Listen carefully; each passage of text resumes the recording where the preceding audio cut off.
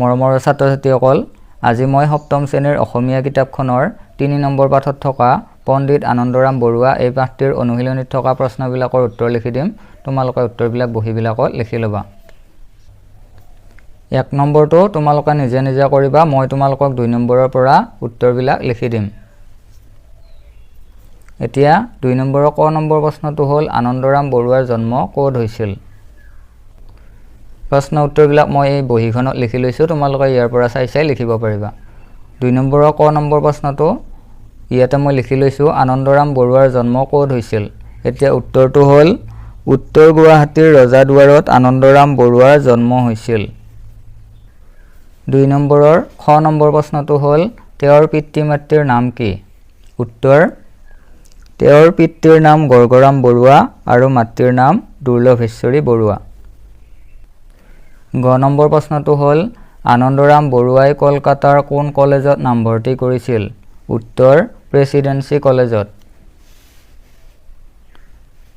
তাৰপিছত 2 নম্বৰৰ ঘ নম্বৰ প্ৰশ্নটো হ'ল আনন্দৰাম বৰুৱা ভাষা কলা সংস্কৃতি সংস্থা কিয় প্ৰতিষ্ঠা কৰিছিল? উত্তৰটো হ'ল আনন্দৰাম বৰুৱাৰ স্মৃতি ৰক্ষাৰ বাবে। এনেকৈ চমুকৈ লিখিবা। 3 নম্বৰ প্ৰশ্নটো দিয়া আছে ABILACৰ সম্পূৰ্ণ নামটো ইংৰাজী আৰু অসমীয়াত লিখা। উত্তৰটো হ'ল 3 নম্বৰ উত্তৰ ইংৰাজীত ABILACৰ সম্পূৰ্ণ নামটো হ'ল Anandaram Barua institute of language art and culture Assam. অসমীয়াত আনন্দৰাম বৰুৱা ভাষা কলা সংস্কৃতি সংস্থা অসম। এনেকৈ ইয়াৰ পৰা লিখি ল'বা। কিতাপখনৰ 20 নম্বৰ পৃষ্ঠাত ওপৰৰ ফালে দিয়া আছে আনন্দৰাম বৰুৱা ভাষা কলা সংস্কৃতি সংস্থা, ইংৰাজীত Anandaram Barua institute of language art and culture Assam ABILAC। ইয়াৰ পৰা চাই তোমালোকে লিখিব পাৰিবা। এইবাৰ 4 নম্বৰটোত দিয়া আছে তলত দিয়া পুথিসমূহৰ পৰা আনন্দৰাম বৰুৱাই ৰচনা কৰা পুথিসমূহ বাছি উলিয়াই লিখা। ইয়াতে কেইখনমান পুথিৰ নাম দিয়া আছে, ইয়াৰ পৰা আনন্দৰাম বৰুৱাই ৰচনা কৰা পুথিবিলাক বাছি উলিয়াব লাগিব। ইয়াতে মই চিন দিছোঁ, এই চিন দিয়া কিতাপবিলাক আনন্দৰাম বৰুৱাই লিখা পুথি। প্ৰাচীন ভাৰতৰ ভূগোল, ভৱভূতিৰ মহাবীৰ চৰিত, ইংৰাজী সংস্কৃত অভিধান, উচ্চ সংস্কৃত ব্যাকৰণ, সৰস্বতী কণ্ঠাভৰণ, সংস্কৃত ভাষাৰ বৃহৎ ব্যাকৰণ, সংস্কৃত শিক্ষাৰ্থী সহচৰ। এতিয়া উত্তৰটো আমি বহীত লিখিব লাগিব।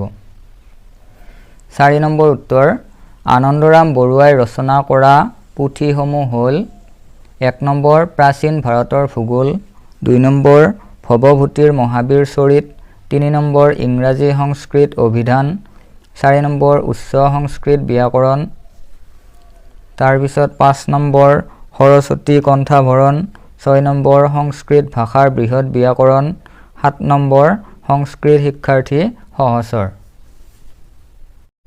5 নম্বৰ প্ৰশ্নটো হ'ল আনন্দৰাম বৰুৱাই ICS পৰীক্ষাত উত্তীৰ্ণ হোৱাৰ পাছত বিলাতত হোৱা বয়সৰ বিতৰ্কত মিষ্টাৰ গ্ৰেণ্ড ডাফে দিয়া মন্তব্যটো নিজৰ ভাষাত লিখা বা মন্তব্যটো লিখা।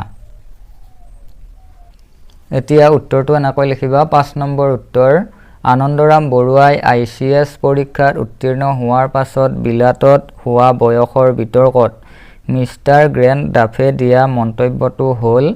এতিয়া মন্তব্যটো মই কিতাপখনত দিয়া আছে, কিতাপখনৰ পৰা দেখুৱাই দিম, তোমালোকে কিতাপখনত চাই লিখি ল'বা। কিতাপখনৰ 17 নম্বৰ পৃষ্ঠাত দিয়া আছে, এইখিনিৰ পৰা এইখিনিলৈকে লিখিবা, মই চিন দিয়া আছে। আমি এই সিদ্ধান্তত উপনীত হওঁতে ICS পৰীক্ষাৰ নিয়মাৱলীৰ ভিতৰুৱা উদ্দেশ্যলৈহে কাণ দিছোঁ। যিজন ছাত্ৰই সুদূৰ ব্ৰহ্মপুত্ৰ উপত্যকাৰ পৰা আহি ইমান প্ৰতিযোগীৰ মাজতো সুখ্যাতিৰে এই পৰীক্ষাত উত্তীৰ্ণ হ'ব পাৰিছে, তেখেতৰ আকাংক্ষাৰ বাটত আমি একো প্ৰতিবন্ধকতা জন্মাবৰ ইচ্ছা নকৰোঁ। এইটো আছিল ডাফেৰ মন্তব্য, মিষ্টাৰ গ্ৰেণ্ড ডাফেৰ মন্তব্য। 6 নম্বৰ প্ৰশ্নটো হ'ল আনন্দৰাম বৰুৱাৰ কৰ্মজীৱনৰ বিষয়ে কেইশাৰীমান বাক্য লিখা। এতিয়া উত্তৰটো মই লিখি দিম। 6 নম্বৰ উত্তৰ আনন্দৰাম বৰুৱাৰ কৰ্মজীৱনৰ বিষয়ে তলত উল্লেখ কৰা হ'ল। 1 নম্বৰ আনন্দৰাম বৰুৱাই শিৱসাগৰ জিলাত সহকাৰী মেজিষ্ট্ৰেট হিচাপে যোগদান কৰিছিল। 2 নম্বৰ তেওঁ ময়মনসিংহ জিলাৰ সহকাৰী মেজিষ্ট্ৰেট আৰু কালেক্টৰ হিচাপে নিযুক্তি লাভ কৰিছিল।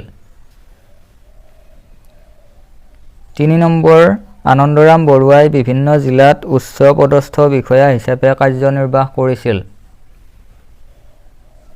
4 নম্বৰ 1884 চনত তেওঁ নোয়াখালী জিলাৰ মেজিষ্ট্ৰেট হিচাপে নিযুক্ত হয়। ইয়াৰ পৰা যিকোনো 3টা মান লিখিলে তোমালোকৰ হৈ যাব, 4টা নিলিখিলেও হ'ব। 7 নম্বৰটোত দিয়া আছে ক অংশত থকা শব্দৰ লগত খ অংশত থকা অৰ্থবোৰ আস্তানি মিলোৱা।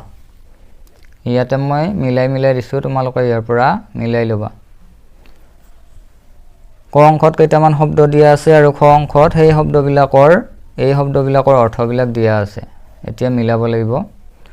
অধ্যৱসায় মানে হৈছে নেৰা নেপেৰাকৈ লাগি থকা কাৰ্য। এইটো কিতাপখনত আগৰ পৰাই মিলাই থোৱা আছে। তাৰপিছত মন্থন মানে হৈছে মথা বা ঘটা কাৰ্য। সুখ্যাতি মানে হ'ল সুনাম যশস্যা। তাৰপিছত জাকত জিলিকা অতি শুৱনি, বহুতৰ মাজত চকুত পৰা। তাৰপিছত আছে অৱদান মানে হৈছে বৰঙণি বা অৰিহণা। তাৰপিছত সংকল্প মানে কোনো কাম কৰিবলৈ দৃঢ় ইচ্ছা। তাৰপিছত